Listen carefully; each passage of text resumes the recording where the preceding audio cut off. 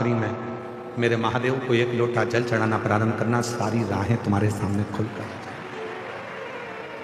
सारी।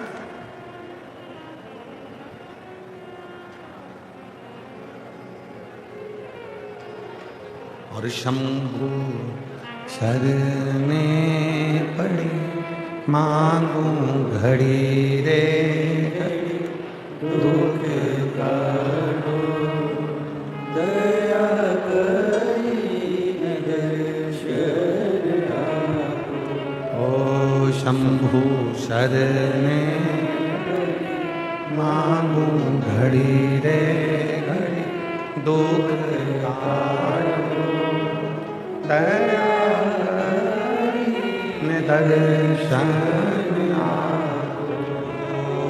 शंभु शरण पड़ी मांगू घड़ी रे घड़ी, दुख काटो दया करी दर्शन आपो। ये 63 जो शिव के भक्त हुए हैं, ये 63 जो भगवान शंकर के नयनार हुए हैं, ये 63 जो शिव के उपासक हुए, इनकी कथा केवल कथा नहीं है, इनकी कथा हमारे जीवन में एक उद्देश्य, हमारे जीवन का एक लक्ष्य, हमारे जीवन की एक मंजिल निश्चित कर देती है, एक मंजिल निश्चित कर देती है।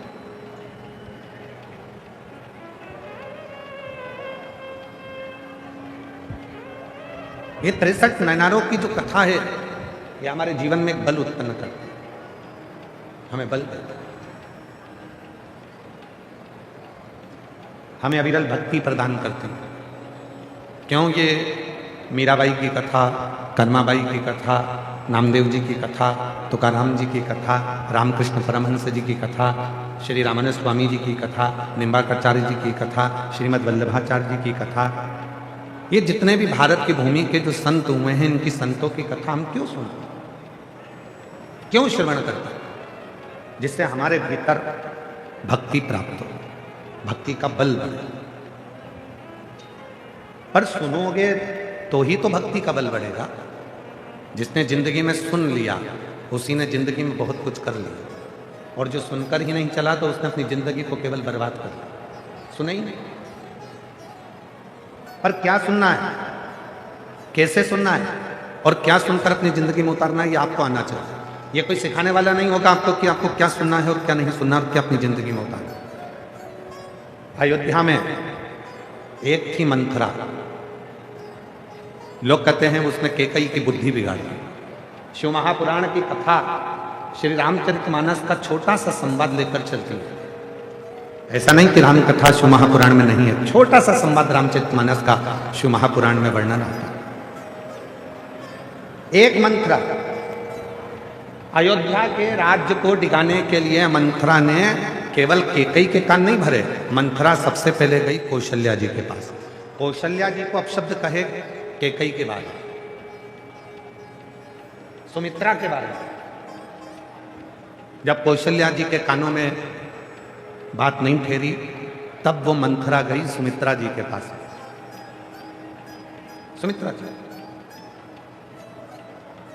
सुमित्रा जी ने भी उसकी बात नहीं मानी।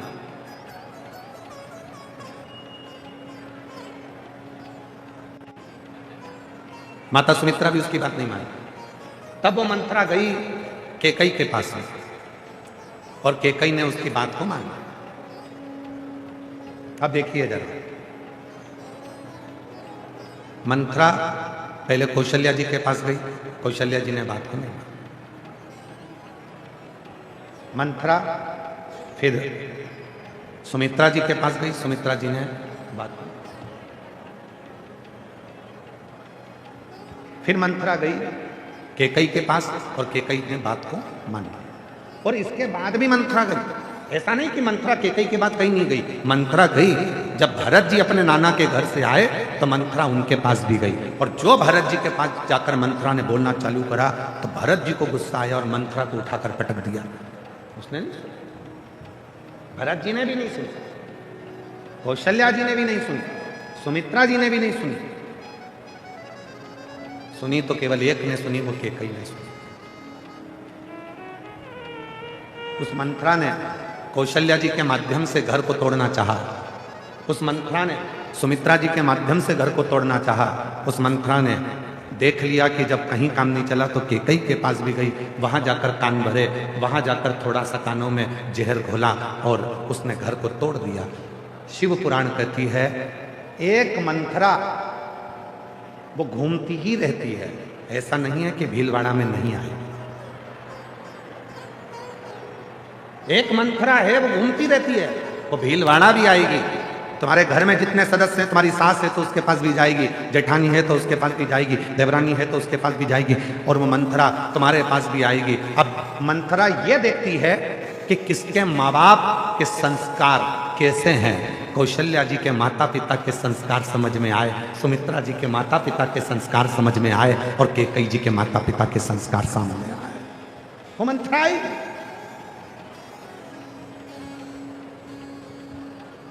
मंथरा जानती थी कि केकई के माता साधारण नहीं थी। आप सभी ने रामचरितमानस में स्मरण करा होगा, केकई के पिताजी को, केकई नरेश को एक वर था। केकई नरेश को एक वर था, कोई पक्षी अगर आपस में बात करेंगे तो वो सुन लेते थे कि बात क्या कर रहा है। कोई पशु आपस में बात करते थे तो वो सुन लेते थे कि बात क्या कर रहा है। कोई जीव जंतु आपस में बात करते थे तो केकई नरेश को मालूम पड़ जाता था कि बात क्या कर रहे हैं। ये वर केकई नरेश को था, और केकई नरेश को वर के साथ में एक और वचन था, केकई नरेश तुम पक्षियों की बात सुन लोगे, तुम पशुओं की बात सुन लोगे, तुम जीव जंतु की बात सुन लोगे, पर तुमने अगर किसी को बता दिया कि ये पक्षी आपस में क्या बात कर रहे हैं, उसी दिन तुम्हारे प्राण छूट जाए, उस दिन तुम मर जाओगे, तुम्हारे प्राण चले जाएंगे। केकई नरेश ने वचन दे दिया कि मैं इस बात को किसी को नहीं बताऊंगा। केकई नरेश आराम से रहने लगे। समय बीत गया। एक दिन अपनी पत्नी के साथ में केकई नरेश माता, केकई की माता के साथ में केकई नरेश अपनी पत्नी के साथ में भ्रमण को चले, और दो पक्षी आपस में बात कर रहे थे, और केकई नरेश उनको सुनकर हंस दिया। तो केकई की माता ने उनसे कहा, आप क्यों हंसे? पति ने कहा, ये दोनों पक्षियों की बात सुनकर हंसा। तुम बात जानते हो? हाँ। मुझे बताओ कि आखिर हंसे क्यों? केकई नरेश ने कहा, मैं बता नहीं सकता, अगर मैंने तुझे बता दिया तो मैं अभी के अभी मर जाऊंगा। पत्नी कहती है, भले अब भी मर जाओ, पर तुम मुझे बताओ कि तुम हंसे क्यों, क्या बात करी पक्षियों ने? केकई नरेश ने बहुत समझाया अपनी पत्नी को कि मैं बताऊंगा और मर जाऊंगा, पर केकई नरेश की पत्नी ने जिद पकड़ ली कि भले मर जाओ पर तुम मुझे बताओ। तब केकई नरेश ने दोनों पक्षियों की बात जैसे ही अपनी पत्नी को बताया, बताते से केकई नरेश के प्राण छूट गए, मर गया। मंथरा जानती थी माता पिता के संस्कार एक ऐसे संस्कार होते हैं जो जीवन में हमेशा अपने भीतर रहते हैं। इसलिए मंथरा आएगी, तुम्हारे को भड़काने का प्रयास करेगी। बहू तुम्हारी गलत है, सास तुम्हारी गलत है, बेटा ऐसा है, बड़े बेटे ने ऐसा कर दिया, छोटे बेटे ने ऐसा कर दिया, उसने वैसा कर दिया, उसने वैसा कर दिया। ये मंथरा धीरे धीरे धीरे धीरे स्लो पॉइजन तुम्हारे कानों में देना प्रारंभ करेगी। और याद रखना, ये तुमने जो अगर मंथरा की बात को सुन लिया तो तुम्हारा घर टूट गया, फिर वो घर संभल नहीं पाया, फिर टूट कर ही रहेगा, टूट ही। अब कई लोग कहते हैं, गुरुजी मान लो कोई ने अगर हमारे कानों में आकर कुछ कह दिया और हमने सुन लिया और सुनकर हमारा घर टूट गया, तो उस घर को वापिस जोड़ना है तो क्या करना पड़ेगा? तो कितनी सुंदर बात कही है, लोहे को काटने के लिए लोहे का प्रयोग करना पड़ता, घर सुधरे, घर सुधरे।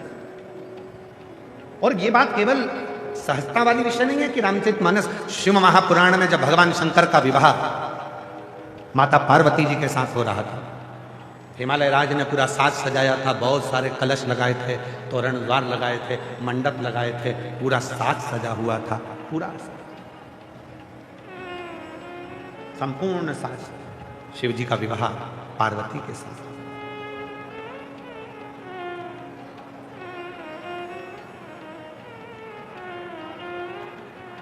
पार्वती जी का श्रृंगार हुआ, विवाह हुआ, दूल्हा बनकर भगवान शिव आ भी गए, पार्वती जी के साथ उनका विवाह होने लगा।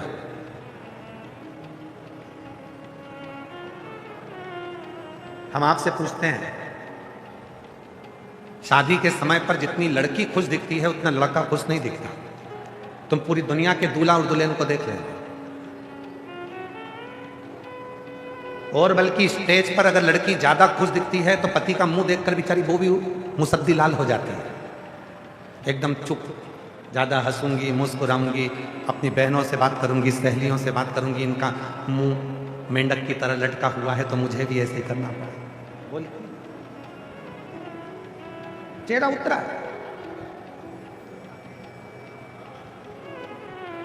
क्यों गुरुजी? पार्वती जी के भी चेहरे पर बहुत मुस्कुराहट थी। शादी के समय पर हंस रही, मुस्कुरा रही, और पार्वती मैया खूब मुस्कुरा रही, खूब हंस रही, प्रसन्न है। होना चाहिए। जिंदगी के ये जितने 16 संस्कार हैं, जीवन के जितने 16 संस्कार हैं, इन 16 संस्कार में आपके चेहरे पर प्रसन्नता होना चाहिए, मुस्कुराहट होना चाहिए। और यहां तक शिवपुराण कहती है कि आखिरी का जो संस्कार है ना, अंतिम संस्कार, शिवपुराण कहती है उसमें भी आपके चेहरे पर मृत्यु की सैया पर भी अगर आपके प्राण छूट रहे हैं तो मृत्यु की सैया पर भी आपके प्रसन्नता होना चाहिए कि अब उस अभी तक संसार से मिला था, अब जा रहा हूं उस परमात्मा से मिलने के लिए। ये मेरे चेहरे की प्रसन्नता का प्रसन्न। पार्वती जी ने देखा कि शिव जी के चेहरे पर प्रसन्नता नहीं। क्या बात है? एकदम जैसे शंकर भगवान पहले थे वैसे ही आज नजर आ रहे हैं, कोई अंतर ही नहीं दिख रहा।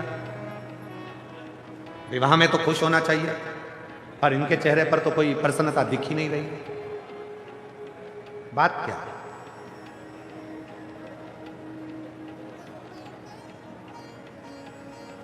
पार्वती जी ने धीरे से घूंघट की ओट में शिव जी से पूछा, क्या बात है प्रभु? आपकी हमसे शादी हो रही है, हमारी आपसे शादी हो रही है। मेरे पिता हिमालय राज कन्यादान करने के लिए बैठे हैं, मेरी मां मैनावती भी कन्यादान करने के लिए बैठी है, और आपके चेहरे पर प्रसन्नता नहीं, आप मुस्कुरा नहीं है। शंकर भगवान बोले, पार्वती, जिंदगी का कोई सा भी पहलू हो, घर में करोड़ों का धन भी आ जाए ना, तो व्यक्ति को अपने पुराने समय को नहीं भूलना चाहिए। और जिंदगी में कितना भी दुख आ जाए, व्यक्ति को अपने पुराने स्मरण को नहीं भूलना चाहिए। सम रहे, सम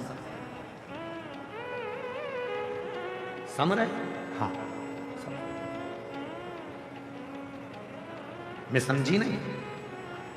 शिवजी ने कहा, पार्वती,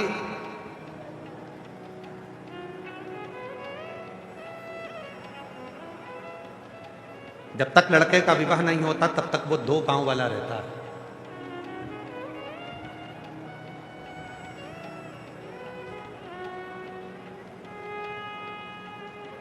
दो पांव का रहता है, कहीं पर भी जाता है, कहीं पर भी आता है, मानव का जीवन जीता है, खाता है, पीता है, रहता है।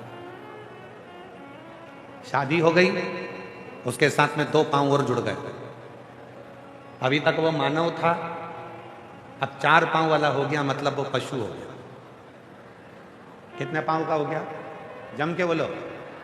जिसके साथ वो फेरे ले रहा है, 2 पांव उसके हैं, 2 पांव पीछे पीछे जो चल रही है उसके हैं। अब वो 4 पांव का हो गया, पशु हो गया। पशु का मतलब है अब उसके ऊपर भार आ गया, बोझा आ गया। गधे जैसा अब उसको बोझ ढोना ही ढोना है, पूरे परिवार को लेकर चलना है, सबको लेकर चलना है। अब उसके ऊपर भार आ गया।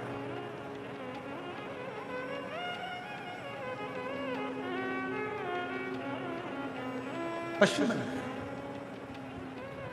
दुनिया के लोग कहते हैं शंकर भगवान पशुपतिनाथ है। शिव महापुराण में भगवान शंकर के विवाह का प्रसंग कह रहा है कि भगवान शंकर पार्वती जी से कहते हैं कि केवल मैं अकेला पशुपतिनाथ नहीं हूं।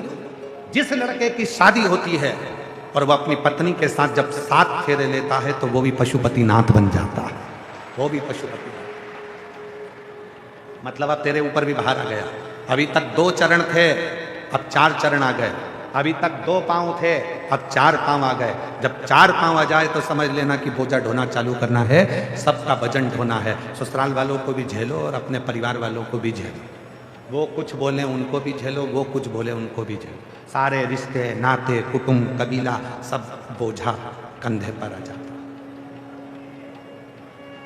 तो इतनी सी बात पे डर रहे हो? पार्वती जी ने कहा इतनी सी बात पे डर रहे हो? शंकर भगवान बोले इतनी सी बात पे नहीं डर रहा,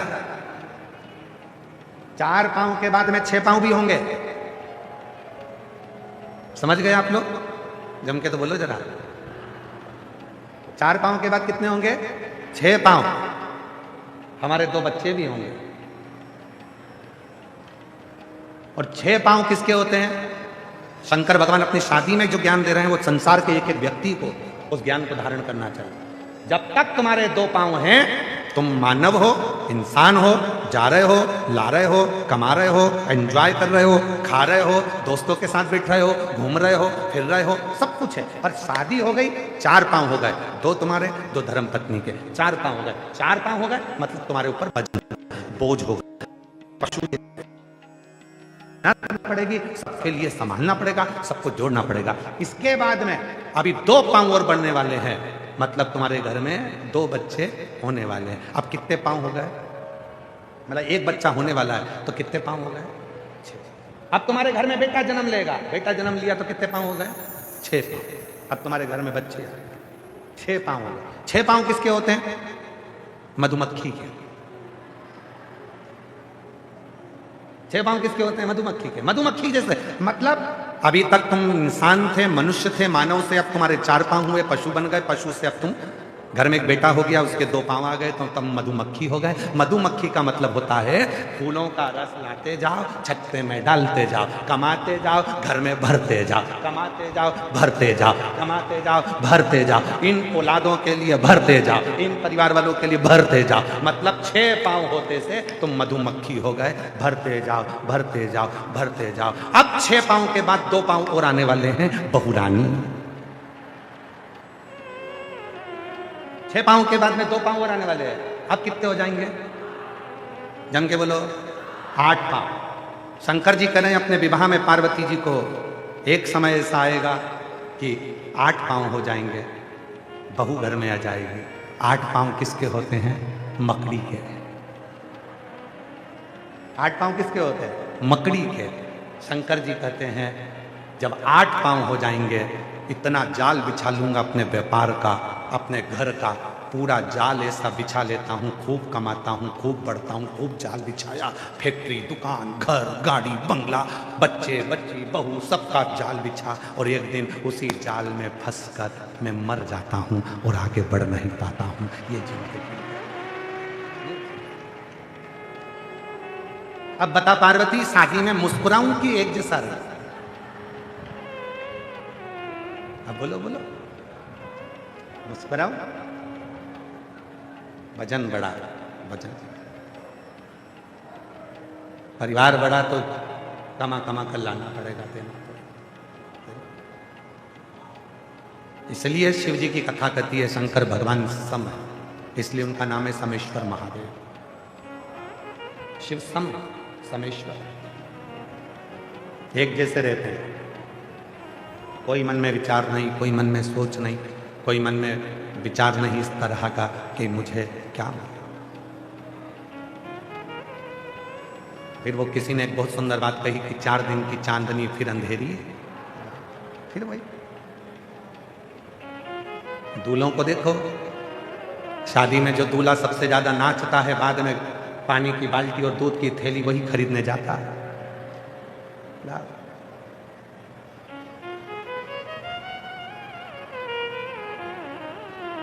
इसीलिए शादी के समय पर रात्रि के 9 बजे से लेकर 11 बजे तक ढोलक पीट पीट के माताएं जी गाती है, बना तुम मुंबई जाना जी, बना जी लहंगा लाना जी, बनी फिर पहन के आएगी, बनी फिर यूं इठलाएगी, बनी फिर यूं फरमाएगी, तुम्हारा झुमका गिरा रे।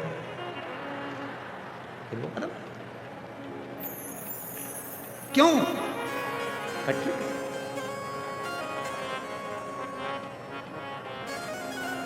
अच्छा, प्रसन्नता किसको हो?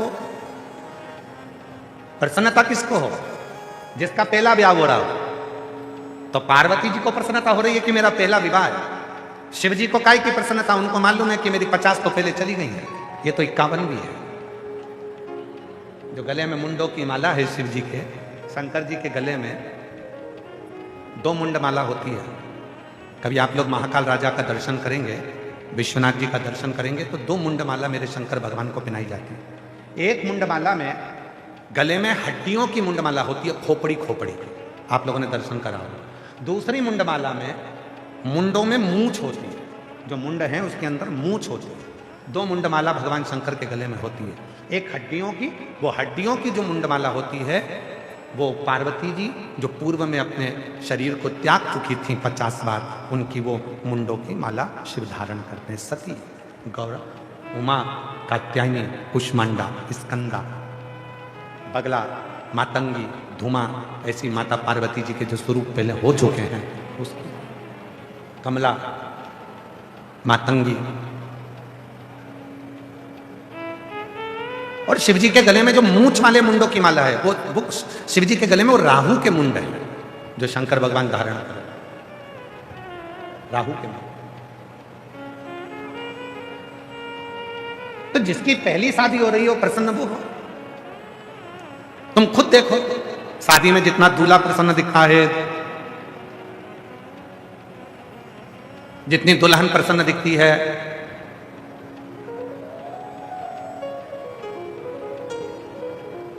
उतना कोई प्रसन्न नहीं दिखता, क्योंकि सबको मालूम है विवाह होने के बाद में जो परिस्थिति का बोझा हमारे सिर पर आएगा, जो बोझ हमारे सिर पर आएगा उसको हमको झेलना पड़ेगा। और प्रसन्नता किस चीज के लिए? समर, समता के भाव, उसमें कोई भेद नहीं है,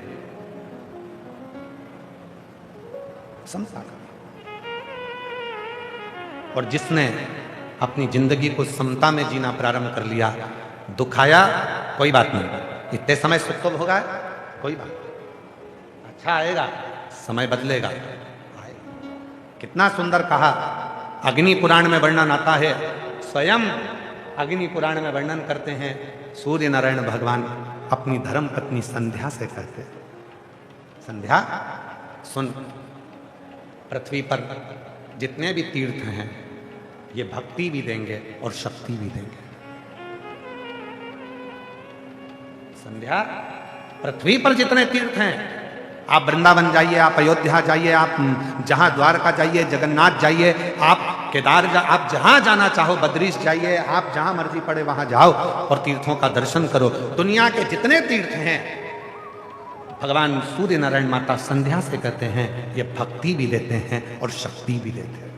इसलिए हमारे सनातन धर्म में कहा जाता है कि तीर्थ यात्रा जरूर करा करो, तीर्थ में जरूर जाया करो, वहां भक्ति भी मिलेगी और शक्ति भी मिलेगी। भक्ति और शक्ति ये दोनों मिलती हैं। पर सूर्य नारायण भगवान ने माता संध्या से कहा, संध्या, दुनिया के जितने तीर्थ हैं ये भक्ति देते हैं, शक्ति देते हैं, पर दुनिया में शंकर भगवान के जितने ज्योतिर्लिंग हैं वो 12 ज्योतिर्लिंग दुनिया की तकदीर बदल देते हैं। ये 12 ज्योतिर्लिंग दुनिया की तकदीर बदलने वाले हैं। याद रखना, तीर्थ भक्ति देगा, शक्ति देगा, पर तुम्हारी तकदीर को बदलने की सामर्थ्यता यदि कहीं मिलेगी तो वो 12 ज्योतिर्लिंग में भगवान शंकर का जब तुम दर्शन करोगे। तो कितने ज्योतिर्लिंग हैं? जम के बोलो जरा, जम के। 12 महीने कितने हैं? 12। क्यों 12 ज्योतिर्लिंग 12 महीने के लिए बनाए गए? भगवान शंकर का ये चरित्र स्वयं सूर्य नारायण भगवान अग्नि पुराण के अंतर्गत वर्णन करते हैं। सूर्य नारायण भगवान का उपदेश देते हुए संध्या से कहते हैं, संध्या, ये 12 महीने के 12 ज्योतिर्लिंग बनाए गए हैं। तुम्हारा जो महीना बेकार चल रहा हो, जिस महीने में तुम टूट कर गिर चुके हो, उस महीने में एक ज्योतिर्लिंग में जाकर एक रात्रि का विश्राम कर कर, दर्शन कर कर, शिखर दर्शन कर कर अपने नक्षत्र को, अपने ग्रह को, अपने विचारों को बदल दो। ये 12 ज्योतिर्लिंग क्या करते हैं? भक्ति अपनी जगह, शक्ति अपनी जगह। ये 12 ज्योतिर्लिंग मनुष्य के समय को, मनुष्य की तकदीर को बदल कर रख देते हैं। अगर दुख है तो सुख का अनुभव वो करना प्रारंभ कर देता है, सुख का। और शिव महापुराण में एक बात कही, ये तो हो गई अग्नि पुराण की बात। शिव महापुराण के कुमार खंड में, शिव महापुराण के कुमार खंड में वर्णन करते हुए श्री वेद व्यास जी वर्णन करते हैं कि यदि संसार का मनुष्य 12 ज्योतिर्लिंग में दर्शन करने नहीं जा सकता तो अपने घर के नजदीक में जो शिवलिंग विराजमान है उस शिवलिंग पर जब वो जल चढ़ाना प्रारंभ करता है तो 12 ज्योतिर्लिंग के देव भी उसको स्वीकार कर कर उसका समय पलटना प्रारंभ कर देते हैं, उसका समय। और इसके प्रमाण शिव महापुराण वर्णन करते हैं। एक पत्र है, अच्छा है, देखिए।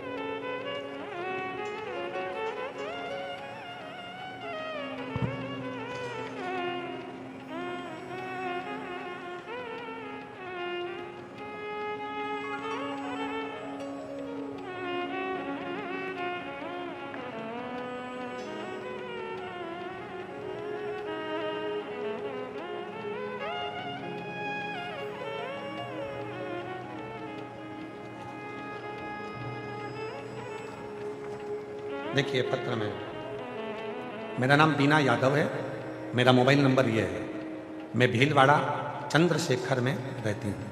कहीं बैठी हों बीना जी यादव, अगर कहीं बैठी हों तो हाथ हिला सकती हैं, और कहीं बैठी हों तो आ सकती हैं।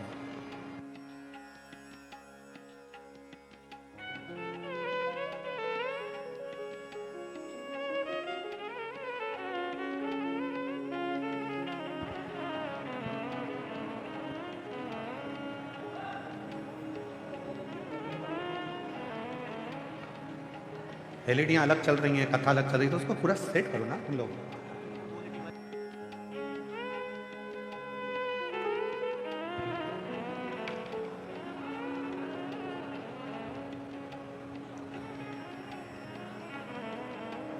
मेरा नाम बीना यादव है, मेरा मोबाइल नंबर ये है, कहीं बीना यादव जी बैठी हों तो हाथ दिला सकती हैं, कहीं बैठी हों तो अपना हाथ दिलाएंगे, और अगर बैठी हों तो कथा के पंडाल में आप बैठे हो तो आ जाएं और एक बेलपत्र लेकर जाएं।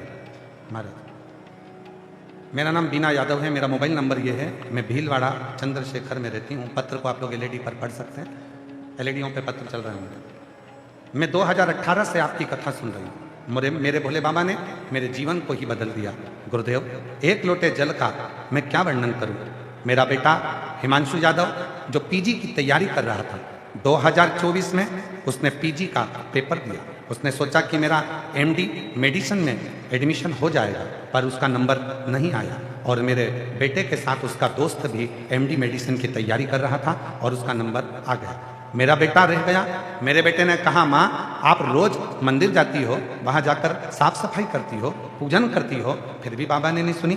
मैंने कहा निराश मत हो, बाबा जरूर सुनेगा, मेरे साथ तू भी मंदिर जाना चालू कर, तेरी बाबा जरूर सुनेगा। मेरे बेटे ने मंदिर जाना शुरू किया और दुगनी मेहनत आपके कहने पर करना प्रारंभ करी। आप कहते हो कि पढ़ाई को 4 गुना कर दो, मेहनत 4 गुना करो, और आखिरी में बेलपत्री पर शहद लगाकर शिव को समर्पित करो। मेरे बेटे ने वही करा, और बाबा की कृपा से मेरे बेटे का मथुरा में एमडी मेडिसिन के नंबर पर सिलेक्ट हो गया। मैं बाबा को धन्यवाद देती हूँ। और आज 2025 में वापस पेपर दिया मेरे बेटे को, तो रेडियो लॉजिस्ट के पद पर मेरे बेटे को नियुक्ति मिल गई। मैं बाबा को यहाँ धन्यवाद देने के लिए आई हूँ। एक लाइन अच्छी लिखी है, देवता देते हैं पल्ला झाड़ कर, और मेरा महादेव देता है छप्पर फाड़ कर। शिव कृपा करता है, शंकर करुणा।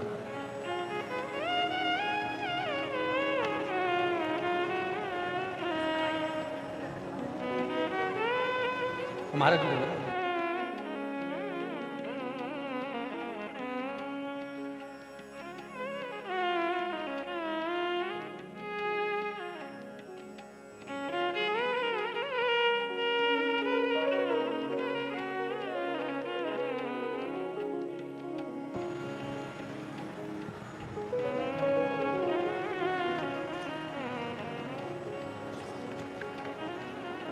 जोरदार ताली बजाएं।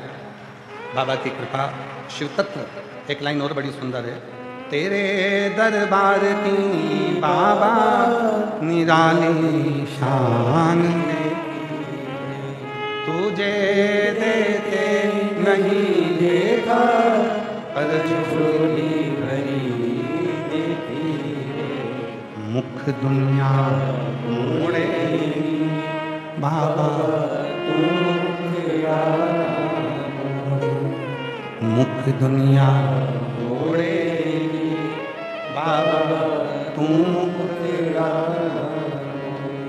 मेरी लगी खरीदी बाबा तू बेना,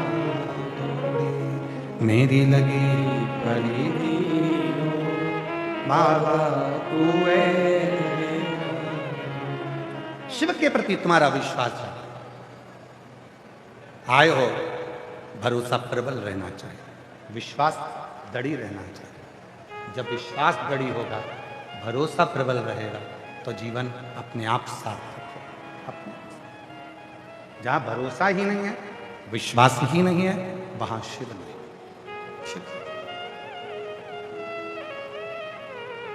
शिव को पाना है तो भरोसा होना चाहिए।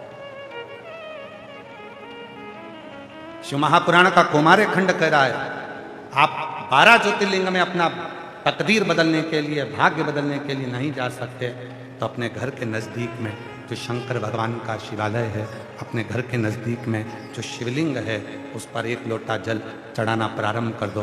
धीरे धीरे तुम्हारी तकदीर बदलना प्रारंभ हो जाएगी। भाग्य याद रखिए, आज का जमाना बहुत दिखावे का है। ना किसी आडंबर में जाना है, ना किसी पाखंड में जाना है, ना किसी ढोंग ढकोसले में पढ़ना है। अगर पढ़ना है तो केवल शिव के एक लोटे जल में पढ़ना है और अपनी जिंदगी को संवार लेना है, कुछ नहीं है। पहले शिव महापुराण की कथा में वर्णन किया, माता कौशल्या जी ने राम जी के लिए शंकर भगवान से पूछा था कि मेरे बेटे का भाग्य क्या बोलता है। जब शिव जी आए थे राम जी का दर्शन करने के लिए, तब भाग्य पूछा गया, मेरे बेटे का भाग्य क्या बोलता है, किस्मत क्या बोलता है, क्या भाग्य बोल रहे हो, बताइए। स्वयं यशोदा जी ने भी पूछा था कि मेरे बेटे का भाग्य बताओ, शिव जी से सामने खड़े होकर, हे बाबा मेरे बेटे का भाग्य बता। नहीं, भाग्य नहीं, भाग्य बताया है।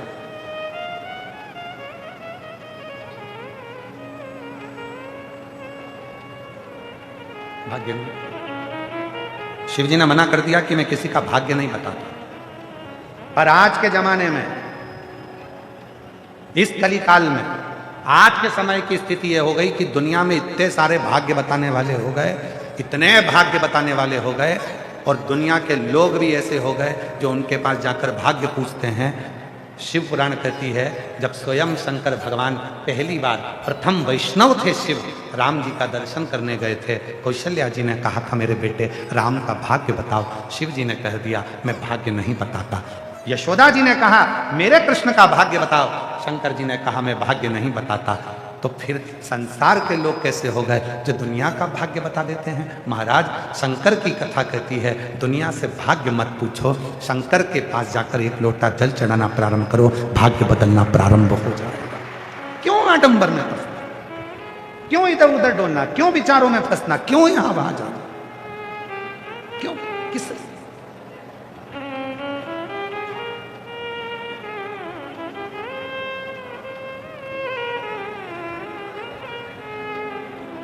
और अंत समय प्रभु आना पड़ेगा। मेरी जीजियों को सबको याद है, जितनी मेरी भीलवाड़ा की बहनें बैठी हैं, जितने मेरे जीजा बेटे हैं, जितनी मेरी बेटियां, जितने बेटे, जितने मेरी बुजुर्ग माँ बाप बैठे हैं, सबको एक एक लाइन याद है। इसलिए केवल हम नहीं बोलेंगे, आप सबको साथ में बोलना। आप ये मत सोचो कि मैं, आपकी बात शिव तक पहुंचना चाहिए, इसलिए आपको बोलना। ये शिव पुराण की कथा नहीं है कि आप मौन होकर चुप होकर केवल सुनते रहो। जहां बोलने की बात आए वहां बोलो, जिससे अपने बात को शिव स्वीकार करे। और अंत समय प्रभु वचन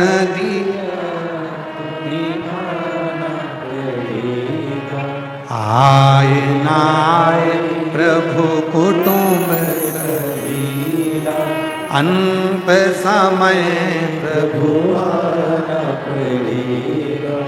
वचन दिया तो निभाना पड़ेगा, अंत समय प्रभु पड़ेगा। अंत समय में कोई आए ना आए, पर तू आना, मेरे दुखड़ों को मिटाने के लिए तू आना, कोई दूसरा नहीं आएगा।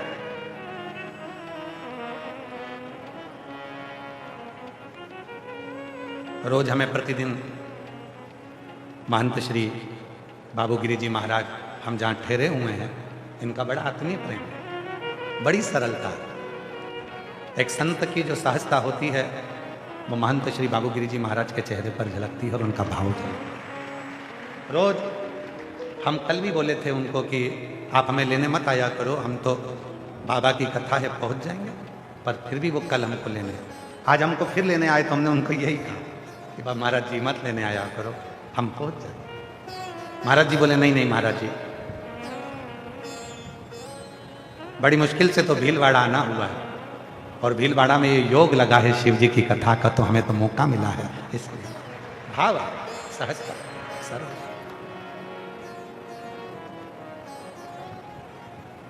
बस यही सरलता शिव के करीब में लेकर जाती है, यही सरलता शिव तत्व तक लेकर। शिव के नजदीक ले जाने का सबसे सुंदर तरीका आपके भीतर की नम्रता, सरलता। आप स्वयं शिव महापुराण की कथा को उठाकर देखिए, भगवान विष्णु शिव जी को बजते हैं और एक बार भगवान ब्रह्मा जी के मन में संशय उत्पन्न हो गया और ब्रह्मा जी के मन में जब संशय उत्पन्न हुआ तो ब्रह्मा जी ने कहा कि यह सृष्टि का पालन करता मैं हूं। में ब्रह्मा जी को लगा कि भगवान विष्णु कहेंगे कि सृष्टि को मैं रच रहा हूं, भगवान विष्णु कहेंगे सृष्टि को मैं चला रहा हूं, भगवान विष्णु कहेंगे सृष्टि की रचना करता मैं हूं। तो इतने में भगवान ब्रह्मा जी ने पूछा कि आप कहते हो कि मैं ब्रह्मदेव अगर रचना करता नहीं हूं, संहार करता नहीं हूं, सृष्टि को चलाने वाला नहीं हूं, तो फिर इस सृष्टि को कौन चला रहा, कौन बना रहा, कौन संहार कर रहा?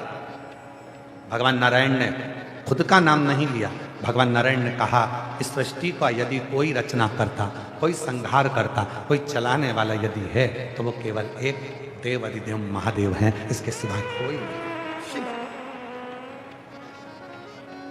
और तेरी कृपा बिना न हिले एक भी अणु, लेते हैं श्वास तेरी कृपा से तनु,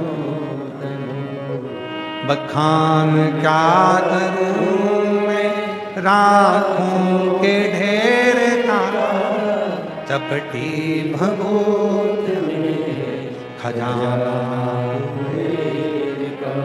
यहाँ कोई दूसरा नहीं है जो सृष्टि को चला रहा है। भगवान विष्णु ने कहा यदि कोई सृष्टि चला रहा है तो शिव, यदि कोई सृष्टि को बना रहा है तो शिव, और यदि कोई सृष्टि का संहार करता है तो शिव है, इसके सिवाय कुछ नहीं। ब्रह्मा जी की बुद्धि में यह बात नहीं बैठी। एक बार ब्रह्मा जी के लिए भगवान शंकर ने पूरी लीला रची, पूरी लीला। शंकर भगवान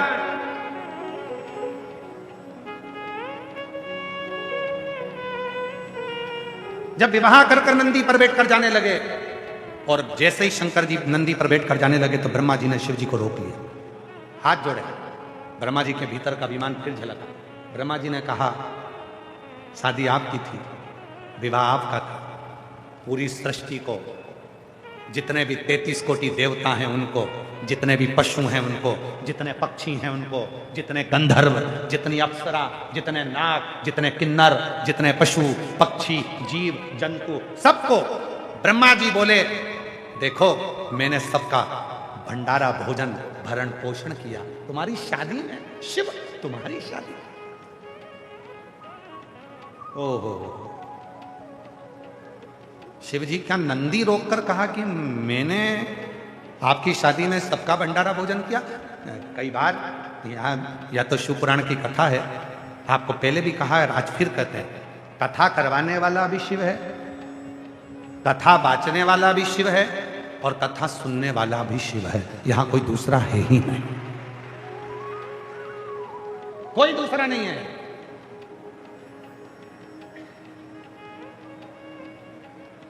कोई पिछले जन्म के अच्छे कर्म मुझे बाबा यहाँ कोई दूसरा नहीं है, यहाँ केवल शिव है। यहाँ जितनी मेरी जीजियां बैठी हैं, जितने मेरे जीजा बैठे हैं, जितनी मेरी बेटियां बैठी हैं, बेटा बैठे हैं, जितने बुजुर्ग माता पिता बैठे हैं, जितने मेरे भाई बैठे हुए हैं, ये सब शंकर का एक स्वरूप है। और कथा करवा कौन रहा है?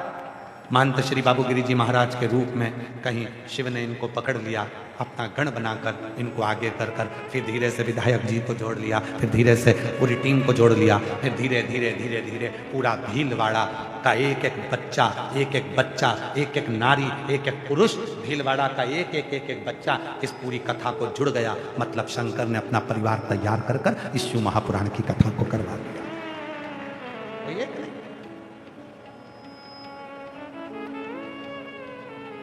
प्रभु आपकी कृपा से सब काम हो रहा है, करते हो भोले बाबा मेरा नाम हो रहा है, करते हो भोले बाबा मेरा नाम हो रहा है।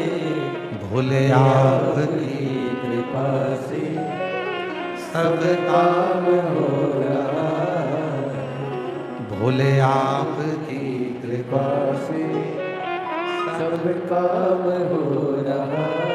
यहाँ कोई दूसरा नहीं कर रहा, करने वाला केवल शिव है, कथा करवाने वाला भी शिव, कथा वाचने वाला भी शिव और कथा सुनने वाला भी शिव। पर ब्रह्मा जी के मुख से शिव जी शादी कर कर जा रहा है, पार्वती मैया बैठी है नंदी पर और ब्रह्मा जी रथ रोक कर रहे हैं, मुझे कुछ कहना है आपसे, निवेदन है 7 दिन अपने मुख से कहना बंद कर दो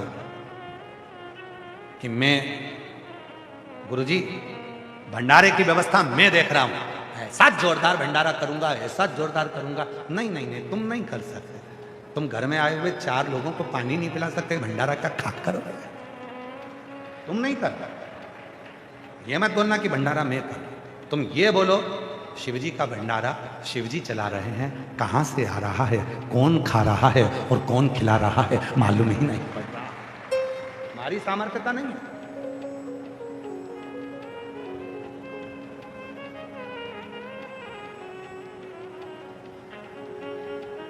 मकर संक्रांति पे पतंग उड़ाते हो? अरे जम के तो बोलो। वो जो डोरा है नहीं, जब कोई कहा करे कि मैं कर रहा हूं तो तुम ऐसे चालू कर दिया करो, वाह क्या कर आन दो और आन दो और आन दो। तुम नहीं, वो करा रहा, उसके सिवाय कोई नहीं करता। एक भी अणु उसके बिना नहीं हिल सकते। एक सुंदर लिखा है, जिसने भी लिखा है,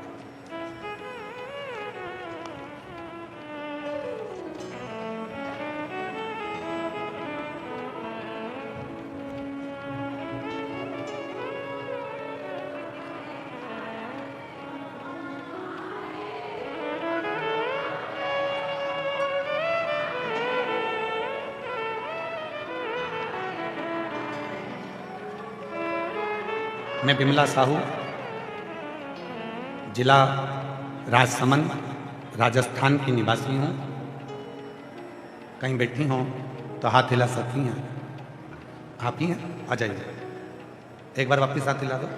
हाँ आ जाइए। मैं बिमला साहू, जिला राजसमंद, राजस्थान की निवासी हूँ। मैं क्या बखान करूँ गुरुदेव।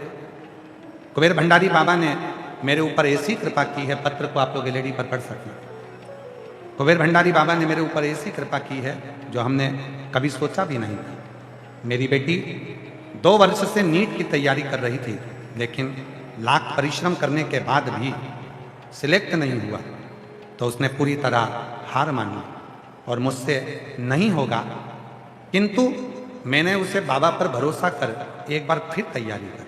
सियोर वाला बाबा कहता है मेहनत को 4 गुना कर दे, शिव जी को 1 लोटा जल चढ़ाना प्रारंभ कर दे। शिव जी का जल चढ़ा हुआ नंदी के पास बैठकर पीना प्रारंभ कर दे।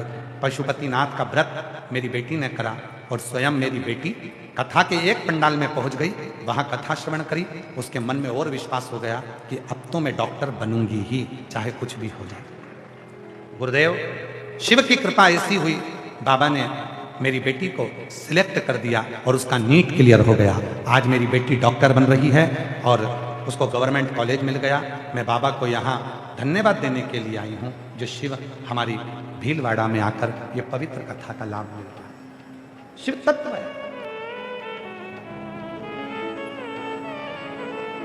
इस पत्र से मिलता है कि जिस दिन आपको ऐसा लगने लगे कि मैं पढ़ाई कर रही हूँ, मैं कर रहा हूँ, उस दिन शंकर को 1 लोटा जल चढ़ाना और अपने अंदर ये विश्वास उत्पन्न करना कि अब मैं अकेली नहीं हूँ, मेरी उस पढ़ाई में, मेरी उस एजुकेशन में मेरा महादेव भी मेरा साथ देगा, तो तुम आगे निकल जाए। सफल,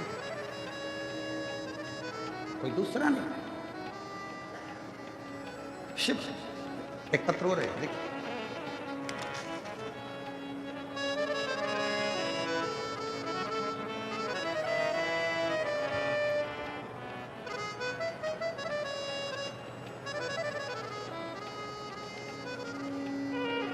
रेणु ब्रजमोहन सोमानी, कहीं बैठी हो तो हाथ हिला सकते हैं। मैं रेणु ब्रजमोहन सोमानी, आप ही हैं? हाथ हिला दो ऐसा एक बार, आ जाइए, एक बेलपत्र लेकर जाइए। मेरे भोले बाबा का मैं क्या वर्णन करूं। मैं रेणु ब्रजमोहन सोमानी, मेरा मोबाइल नंबर ये है गुरुदेव। मैं गोल प्याऊ चौराया भीलवाड़ा की रहने वाली हूँ। मेरे भोले बाबा का मैं क्या वर्णन करूं। एक लोटा जल और बिलपत्र पर लगाया गया शहद शिव उसको स्वीकार करता है, ये मैंने खुद देखा है। गुरुदेव, मेरा बेटा हर्षित जो कि सीए इंटर एग्जाम 4 बार में पास हुआ, एक बार में एक ग्रुप पास हुआ, दूसरी बार में दूसरा ग्रुप पास हुआ। बेटा रोज शिव मंदिर जल चढ़ाने जाता है, मेहनत पूरी करता है, एग्जाम दिया और बिलपत्र पर शहद लगाकर चढ़ाने का परिणाम यह हुआ कि मेरा बेटा सीए फाइनल का एग्जाम बाबा की कृपा से एक ही बार में उसने निकाला। गुरुदेव, उसके बाद मेरे बेटे ने FRM एग्जाम भी पास कर लिया। अब बाबा की कृपा से सीए एग्जाम की तैयारी और बाबा की कृपा से सारे CFA की तैयारी, उसने FRM की परीक्षा भी क्लियर कर ली, अब CFA की एग्जाम क्लियर करने की तैयारी कर रहा है। और पूरा भरोसा है मुझे, इतनी एग्जाम जितनी उसने दी सब शिव के भरोसे थे और एक भी एग्जाम उसकी रुकी नहीं, सब क्लियर करता गया। बाबा, ये बेलपत्री का जो शहद है ना, ये लाभ बहुत देता है और व्यक्ति को बल भी बहुत देता है। एक लाइन अच्छी लिखी है, उसको आप और हम पढ़ें और दोहराएं। तेरे दरबार की बाबा निराली शान देखी है, तुझे देते नहीं देखा पर झोली भरी देखी है। मुख दुनिया मोड़ेगी बाबा तू मुकराना, मेरी लगी परी तीनों बाबा तू एक विश्वास। आप कहना बंद कर दो कि मैं कर रहा हूं। घर तुम नहीं चला रहे, शिव चला रहा है। परिवार तुम नहीं चला रहे, शिव चला रहा है। इसीलिए आप लोगों से कहते हैं अपने घर के दरवाजे पर लिख दो श्री शिवाय नमस्ते। ये घर मेरा नहीं है, शिव का है। अंदर जो आए श्री शिवाय नमस्तुभ्यम बोल कर आए, बाहर जो जाए श्री शिवाय नमस्तुभ्यम बोल कर जाए, तो जिंदगी में अपने आप सुख की राहें खुलती चली जाती हैं और घर में खुशियां आती चली जाती हैं, प्रसन्नता आती चली।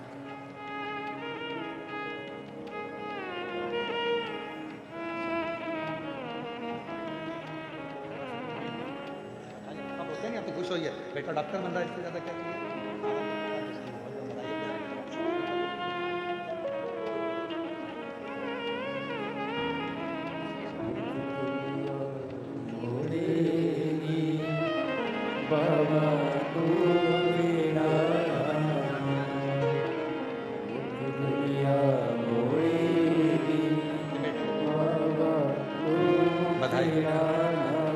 बेटे ने सीए क्लियर करा और बड़े शिव की कृपा से उन्नति की सीढ़ी पर चढ़ा। एक बार जोरदार ताली बजाकर साथ होता।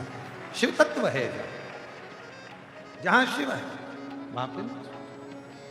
ब्रह्मा जी ने कहा कि संसार के जितने भी सबका भरण पोषण मैं कर रहा हूं। 2 बार शिव जी ने ब्रह्मा जी को, 2 बार शंकर भगवान ने ब्रह्मदेव को समझा दिया था कि ये सब कुछ तुम नहीं, ये सब कुछ करने वाला तो कोई और। समझा? पर नहीं, ब्रह्मा समझ ही नहीं रहे, ब्रह्मदेव को समझ ही नहीं आया। ब्रह्मा जी ने विवाह में कहा कि ये सब कुछ मेरा भरण पोषण दिया हुआ है। शिव जी ने लीला रच दी।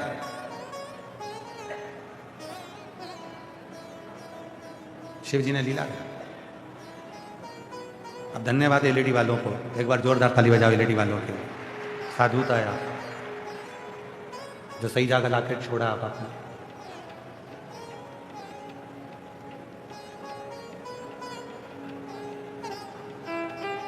ब्रह्मा जी को सबक दे दिया शिव ने।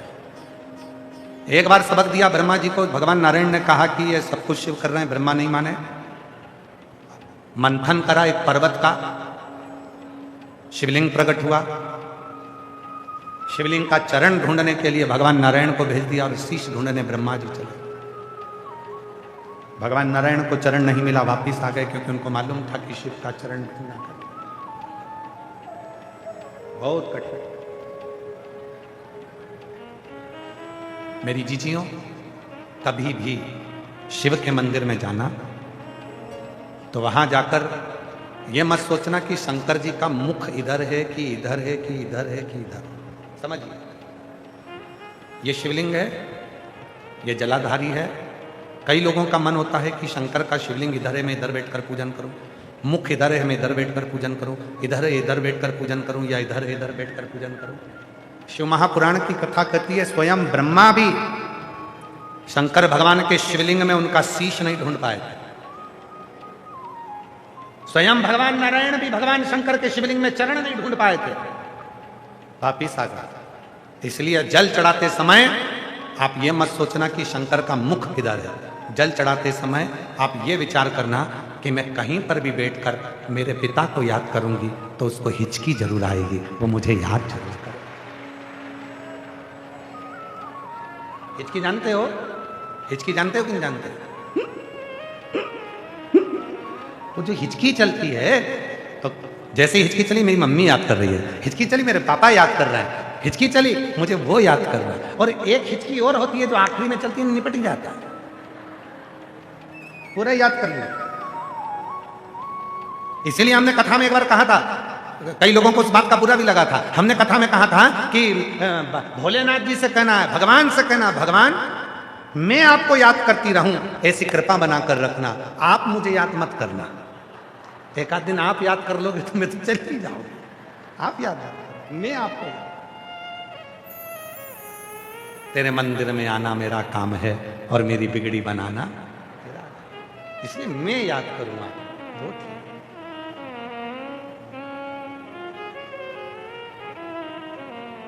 निवेदित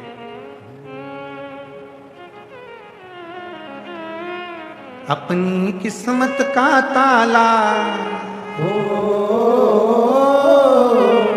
अपनी किस्मत का ताला तुम खोलते चलो, श्री शिवाय नमस्तुभ्यं तुम खोलते चलो, श्री शिवाय नमस्तुभ्यं तुम खोलते चलो। अपनी किस्मत का ताला,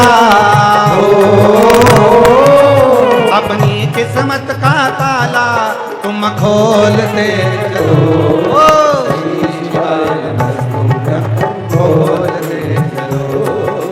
श्री शिवाय नमस्तुभ्यं तुम बोलते चलो, श्री शिवाय नमस्तुभ्यं, श्री शिवाय नमस्तुभ्यं, श्री शिवाय नमस्तुभ्यं, श्री शिवाय नमस्तुभ्यं।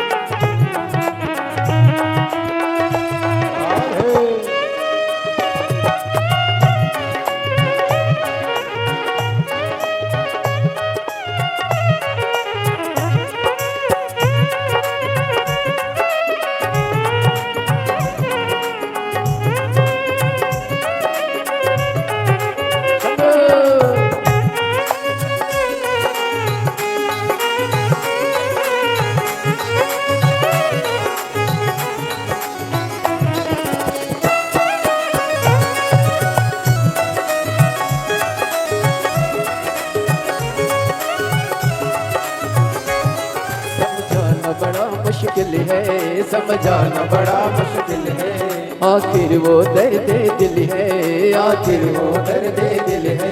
समझाना बड़ा मुश्किल है, समझाना बड़ा मुश्किल है। आखिर वो दर्द दिल है, आखिर वो दर्द दिल है। सच्चा दरबार लगा है, ये भोले की महफिल है। सच्चा दरबार लगा है, ये भोले की महफिल है। सच्चा दरबार लगा है, ये भोले की महफिल है।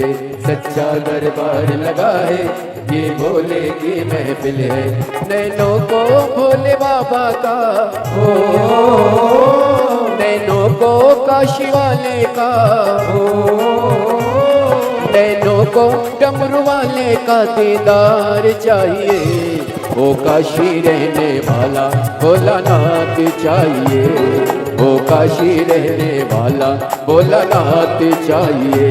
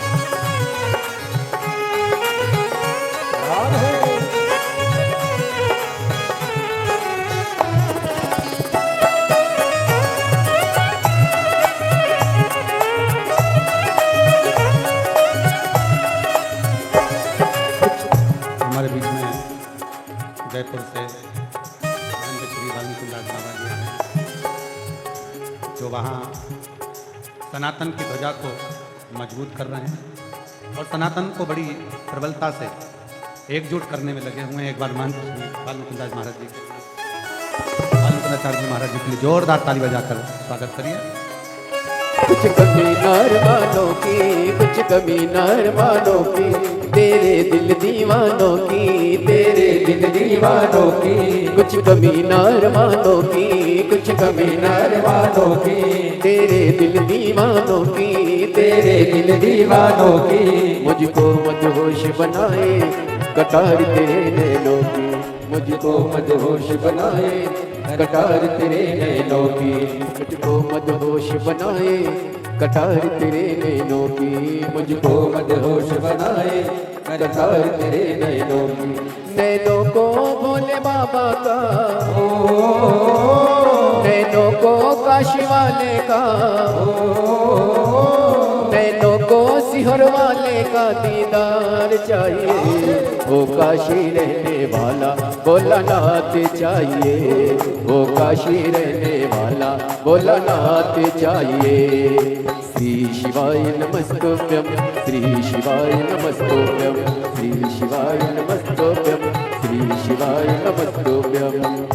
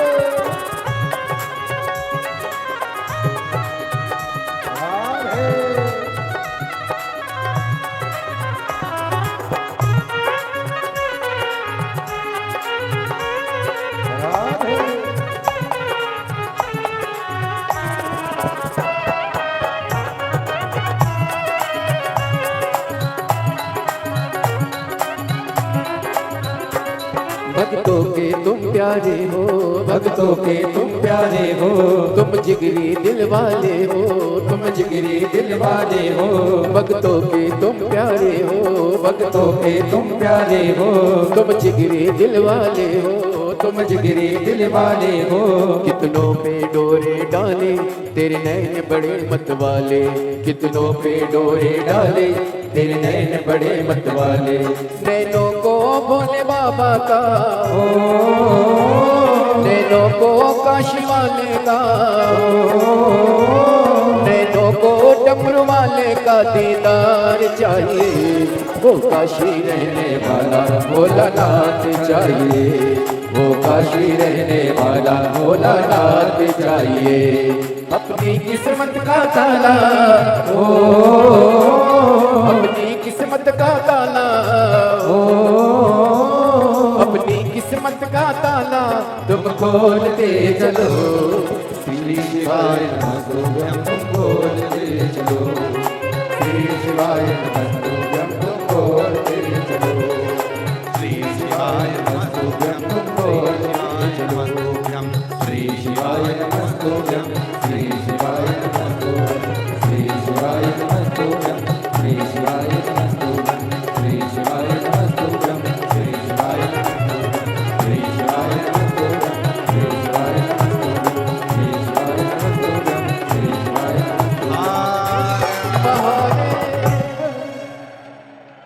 अपने स्थान पर बैठकर बाबा को अपने मन का भाव कहिए, दिल से प्रार्थना करिए, विनय करिए, निवेदन करिए।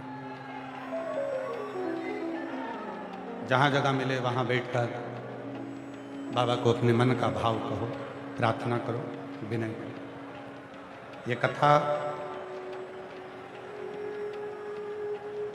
भीलवाड़ा में जो दोपहर 2 बजे से 5 बजे तक चल रही है, 8 अप्रैल से 14 अप्रैल तक ये कथा भीलवाड़ा में रहेगी।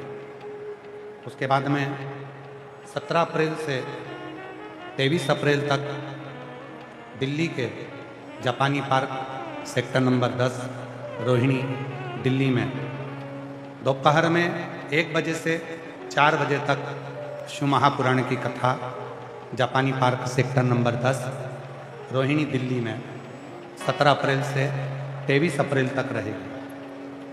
उसके बाद 5 मई से 11 मई तक रांची झारखंड में फुटबॉल ग्राउंड रांची सुकुरहुटू टांके रांची झारखंड में 1 बजे से 4 बजे तक 5 मई से 11 मई तक शिव पुराण की कथा रहेगी। भीलवाड़ा वालों को जो मौका मिला है 8 अप्रैल से 14 अप्रैल तक का, दिल से बाबा को अपने मन की बात कहें, प्रार्थना करें, विनय करें, निवेदन करें, बाबा को अपने हृदय की बात कहें। सब साथ में बोलें, बाबा से अपने मन का भाव कहें।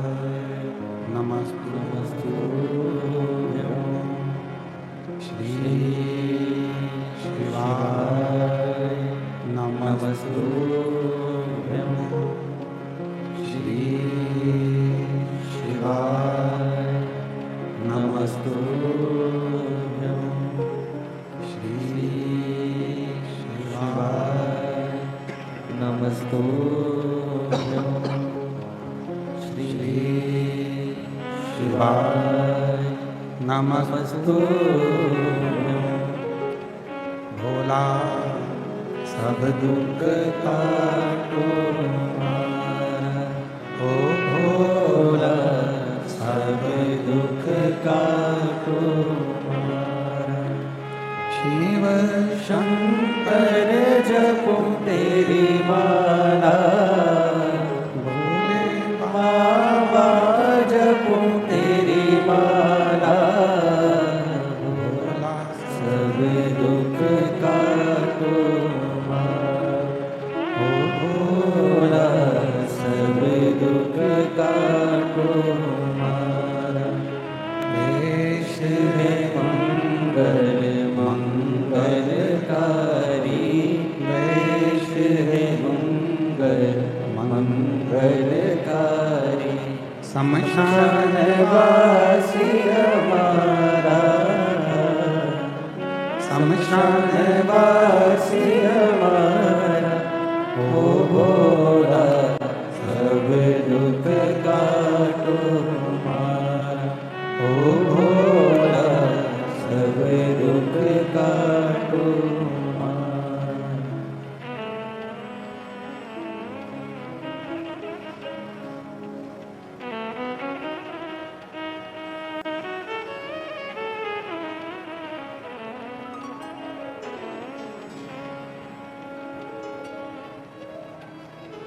बाबा देव हरिदेव महादेव, भगवान शिव घरदानी, त्रिकालदर्शी, कैलाशी, अविनाशी, भगवान शंकर की पवित्र कथा कर रहे हैं, शिव महापुराण की कथा वर्णन कर रहे हैं।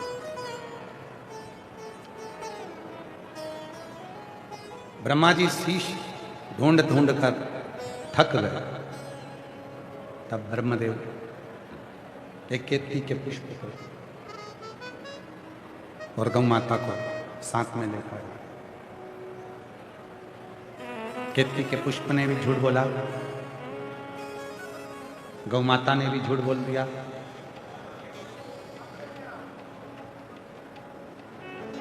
और अंत ये रहा कि ब्रह्मा जी भी झूठ बोले,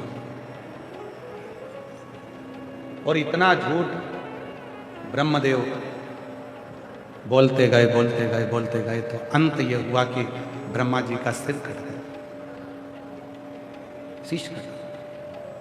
अब ये कथा तो अपन ने बारंबार श्रवण करी है कि भगवान नारायण का नाम सत्य नारायण हो गया था क्योंकि उन्हें सत्य बोल दिया। ब्रह्मा जी का कटा हुआ सिर बड़ का पेड़ बन गया था, बट वृक्ष। अब ब्रह्मा जी का जो दूसरा अभिमान है, शिव जी के विवाह में, भगवान शंकर के विवाह में स्वयं ब्रह्मदेव कहते हैं कि वो भी नंदी रोक कर, जब शिव जा रहे हैं, विदा हो गई है, तब ब्रह्मा जी रथ रोक कर कह रहे हैं कि भोलेनाथ ये संपूर्ण जीवों का भोजन, भंडारा, महाप्रसाद सब मैंने कराया। ब्रह्मा जी के शब्द सुन और ब्रह्मदेव के शब्द सुनकर शिवजी नंदी पे से नीचे उतर। अभी आपको कथा में कहा कि ये कहना छोड़ दो कि आप कुछ कर रहे हो, भोले आपकी कृपा से सब काम हो रहा है, अब आपकी कृपा से सब काम हो रहा है। करते हो भोले बाबा मेरा नाम हो रहा है, करते हो भोले बाबा मेरा नाम हो रहा है, भोले आपकी कृपा से सब काम हो रहा है, शंभु आपकी आपकी कृपा से सब काम हो रहा है। शिव पुराण कहती है ब्रह्मा जी के भीतर का संशय आज ही शिव को मिटाना। पार्वती जी को लेकर पहुंच गए काशी।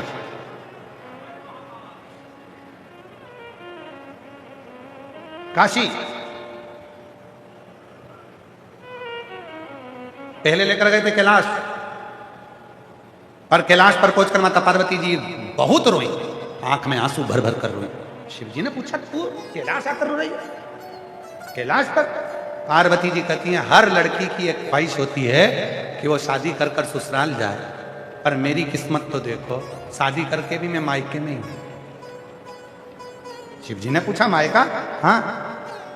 पार्वती जी बोली हिमालय राज की बेटी हूं और ये कैलाश भी हिमालय में आता है।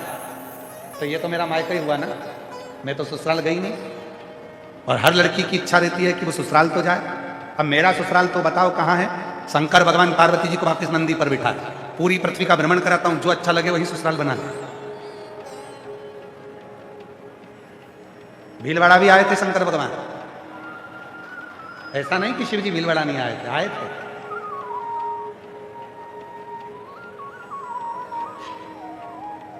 पार्वती जी पहले भीलवाड़ा को ही ससुराल बना रही थी, पर शंकर भगवान ने कहा भीलवाड़ा के लोग ज्यादा प्राण खाएंगे, रहने दे तू यहां से चल। रोज रोज कहेंगे हम आपके साले, हम आपकी साली, रोज रोज आएंगे। तो भगवान उनको कहा चल दूसरी जगह। भ्रमण करते करते मेरे भोले बाबा चले गए काशी में, और पार्वती जी को काशी ऐसी सुंदर लगने लगी, तो नंदन वन इतना सुंदर लगा। पार्वती जी ने कहा इसी नंदन वन में मैं रहूंगी, और मेरा ससुराल ये नंदन वन रहेगा। और वही नंदन वन आज काशी कहलाता है, जो भगवान शंकर का सुंदर स्थान। पार्वती जी की सहजता उनको बड़ा अच्छा लगा। पहुंच गई पार्वती जी काशी में। शिव जी ने कहा पार्वती जी ब्रह्मा जी को थोड़ा सबक सिखाना है। पार्वती जी बोली शादी करके आए और अपन सबक सिखाएं अच्छी बात नहीं, पर ब्रह्मा जी बोले कि मैंने सबको खिलाया, मैंने सबका भरण पोषण करा, सबको भोजन में ही करा रहा हूं, सबका पेट में ही भर रहा हूं, तो ब्रह्मा जी को दिखाना तो पड़ेगा। तब माता पार्वती जी और शिव जी ने लीला रच दी, और शंकर भगवान ने पूरी पृथ्वी का जो अन्न भाग था वो ओझल हो गया। जैसे ही ओझल हुआ, जीव जंतु पशु पक्षी सब भूखे प्यासे हो गए, भूख से बिलबिलाने लगे। तब ब्रह्मा जी के पास सूचना पहुंचाई, भगवान नारायण जाकर ब्रह्मा जी से कहो।